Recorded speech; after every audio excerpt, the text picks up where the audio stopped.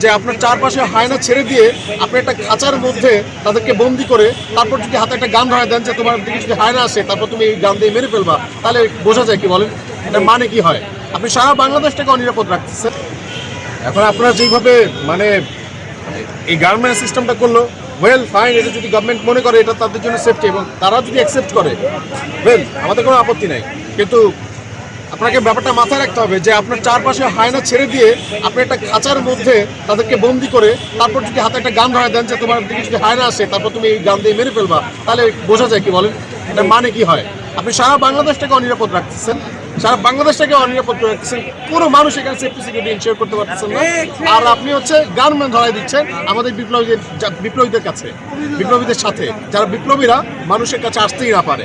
তো এটা আসলে আমরা কি বলবো, এটা যে আমাদের যে উপদেষ্টারা বা উপদেষ্টাদের সহযোগীরা যারা আছে তাদের যে দূরদর্শিতা, এটা বোঝা যাচ্ছে। তবে ওয়েল আমাদের বিপ্লবীরা যদি মনে করে যে তাদের গানম্যান প্রয়োজন, তাদেরকে আমরা সাধুবাদ জানাই। আমরা আসলে কাউকে মোটিভেট করতে চাচ্ছি না, আমরা আমাদের লক্ষ্যে ফোকাস থাকতে চাই।